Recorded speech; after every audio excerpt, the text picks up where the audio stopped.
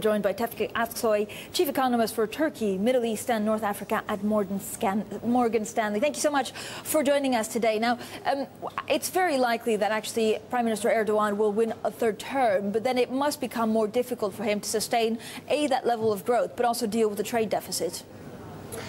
Well, that's correct. Turkey grew by about an average of 6% year on year over the past 8 years. And last year it had the highest growth rate in Europe and also one of the top growth rates in the world.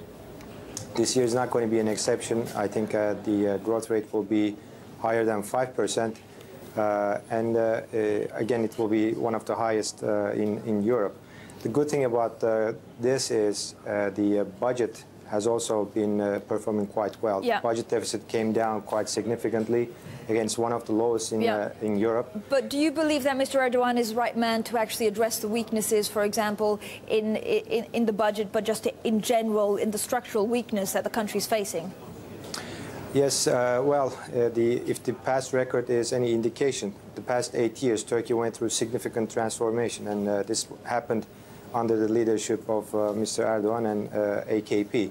So I think at this point we should give the credit to his team. But the economy is facing big challenges.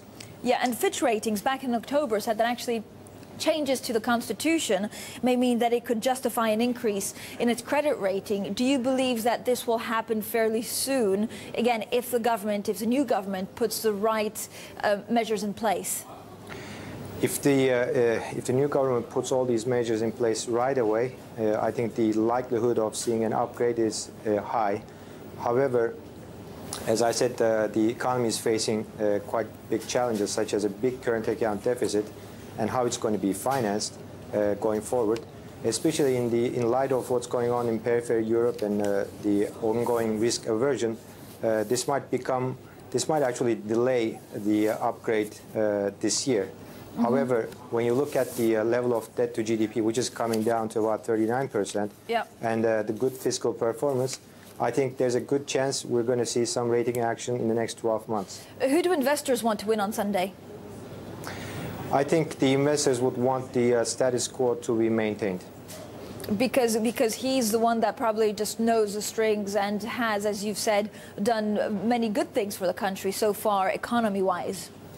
Well, the whole team is established, and they have now a proven track record.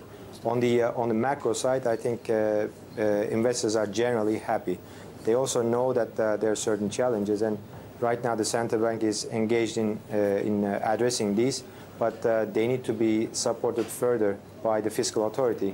And I think a change in the government or a coalition government would be very detrimental to Turkey's economic prospects. Yeah, Tevfik Aksoy, thank you so much.